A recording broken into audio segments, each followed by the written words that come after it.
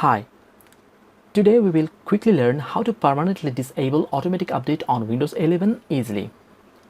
So go to Start and type Services. Right click on it and click Run as Administrator. Simply go down and at the bottom, right click on Windows Update. Go to Properties. Under Startup, type choose Disabled.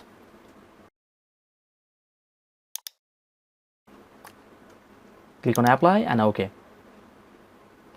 So that was the way to disable automatic update on Windows 11 permanently. But if you want to re-enable it, then simply follow the same procedure.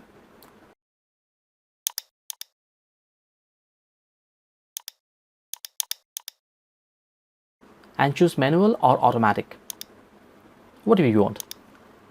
By this way you can fix your Windows 11 update problem permanently. And I hope you liked this video, and please subscribe to Joseph IT. Goodbye.